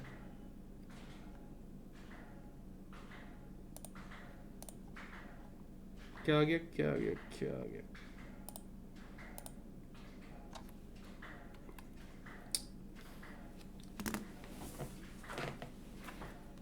सो बढ़िया चीज ये, आप देखो अंडर रूट कैसे निकालना है। इन जनरल अगर इस टाइप का क्वेश्चन आता है एग्जाम में तो आपको वैल्यूज वगैरह जो रहती है ना वो सब प्रोवाइड कर देनी चाहिए मेरे हिसाब से, क्योंकि अंडर रूट, अरे निकल रहा है, ठीक है, कैलकुलेटर, ठीक है ना। सी आई हैव हैबिट ऑफ ये वाला फाइनेंशियल कैलकुलेटर यूज करने की, उसमें डायरेक्ट सारी चीजें होती हैं। मिल गया मुझे, अंडर रूट मिल गया। सो 3.1622 ये हो गया under root multiplied by 9 lakh, ठीक है। इसका आंसर निकाल लो, कितना आता है?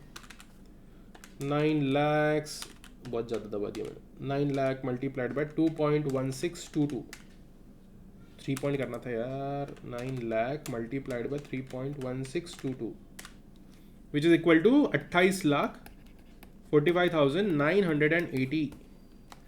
लेट्स चेक, गलत हुआ, क्या गलत हुआ? हाँ, मतलब हमने राउंडिंग ऑफ कर लिया था ना, 9.23 की जगह पे हमने 9 लाख ले लिया था। अगर यहीं पे करते तो अंडर रूट 10 मल्टीप्लाइड बाय, फिर आगे बढ़ा दो। अब यहाँ से आगे आप डिस्कशन समझो, सारे में वेरिएशन बता देता हूँ आपको। अज्यूमिंग 250 ट्रेडिंग डेज, ये दिया हुआ होना चाहिए, इसका मतलब होता है 5 दिन है हफ्ते में, 52 वीक्स होते हैं एक पूरे साल में, 52 वीक्स होते हैं, राइट। और एक दिन होता है, मतलब एक दिन तो एक दिन ही होता है ना, ठीक है। चलो, तब इसको यूज करते हुए समझते हैं कि सारे जो टाइम ट्रांसलेशन है वो किस तरीके से करने हैं। अगर आपको प्रोवाइड कर दिया जाए कि $100 मिलियन ये वैल्यू एट रिस्क है 1 ईयर का, अब आपको निकालना है 1 वीक का। कैलकुलेट 1 वीक वाला वैल्यू एट रिस्क निकालना है आपको। तो कैसे निकालोगे?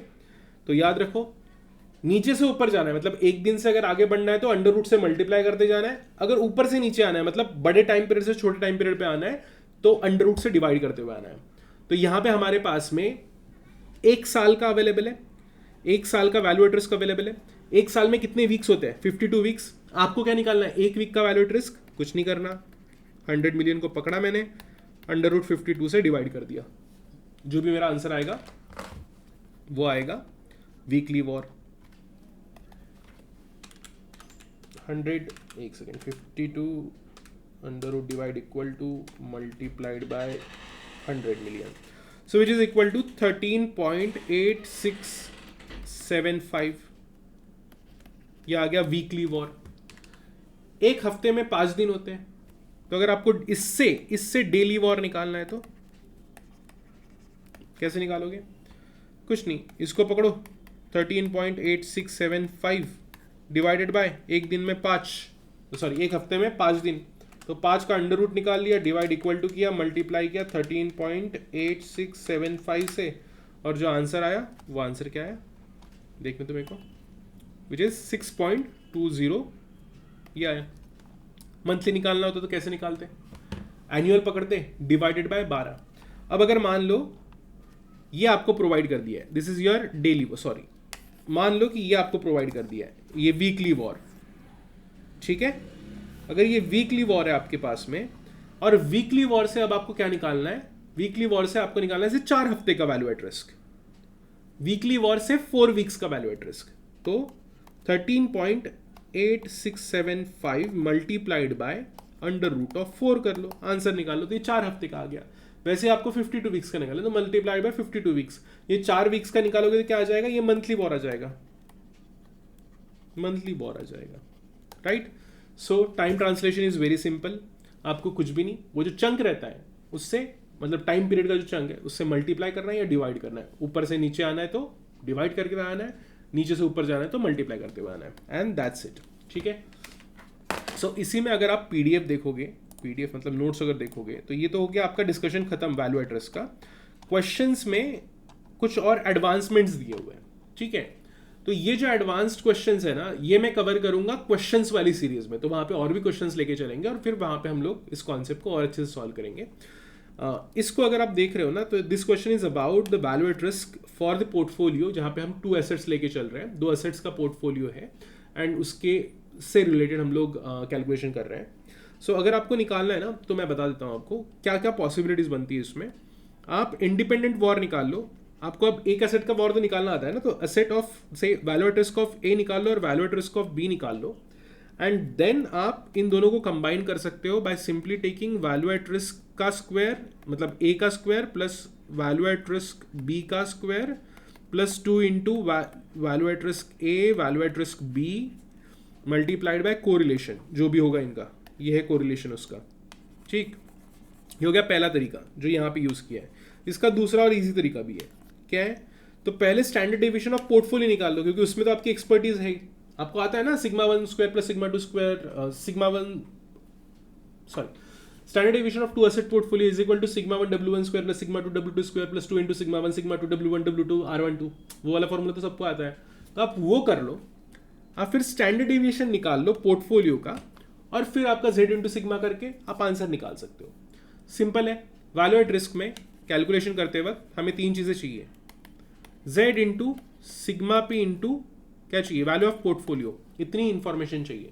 उसमें से Z आपको याद करना है 90, 95%, 99%। अगर इसके अलावा और कोई वैल्यू होती तो शायद ICI ऑलरेडी प्रोवाइड कर देगा, इसके भी लिए शायद कर देना चाहिए। फिर से वैल्यूज रिवाइज कर लेते हैं. For 90% is 1.28, for 95% is 1.65, for 99% is 2.33.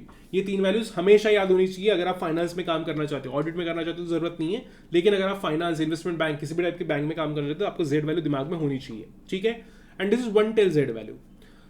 अब ये आ गया आपका Z value. Then standard deviation calculated दिया होगा या आपको कैलकुलेट करना पड़ेगा. तो वही मजदूर वाली अगर एग्जाम रही जिसमें बहुत सारे कैलकुलेशन, वही दिमाग कुछ नहीं लगाना, बस कैलकुलेटर चलाना है. तो उस टाइप की कोई एग्जाम रही तो आपको कैलकुलेटर करने लगाएगा, मतलब स्टैंडर्ड डेविएशन निकालने लगाएगा पूरा मेथड यूज करके, और वैल्यू ऑफ पोर्टफोलियो दिया हुआ रहेगा. सो ये तीन का कॉम्बिनेशन से ही आपका वैल्यू एट रिस्क निकलता है. याद कर लो, दिया रहेगा, मल्टीप्लाई करो, you will get the answer. Time translation आपको ऑलरेडी पता है, अभी बता दिया मैंने. एंड देन फिर क्या बचा, ये वाला पोर्टफोलियो वाला. तो इसके लिए आपको एक फॉर्मूला याद रखना है. अच्छा, ये वाला जो फॉर्मूला अभी मैंने बताया ना, ये सेम है.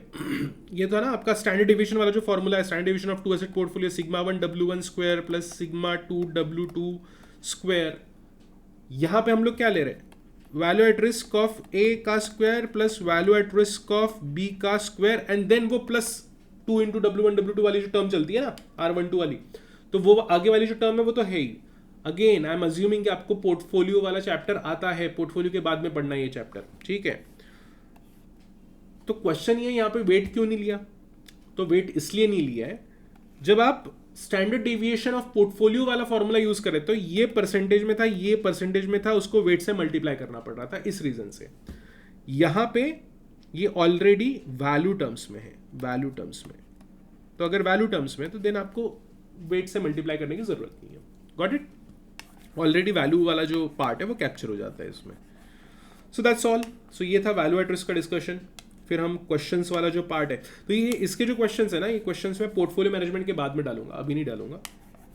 पोर्टफोलियो मैनेजमेंट के क्वेश्चंस करेंगे, फॉरेक्स के क्वेश्चंस करेंगे बाद में, आखिरी में. कोई बहुत ज्यादा एडवांस क्वेश्चन है नहीं इसमें, बेसिक ही क्वेश्चन है, सेम सेट में चलता है, सेम स्टैंडर्ड्स में चलते हैं. राइट. चलो, so that's all about the value at risk. Again theory discussion है, वो सेपरेटली थियरी में कवर करेंगे, नॉट हियर.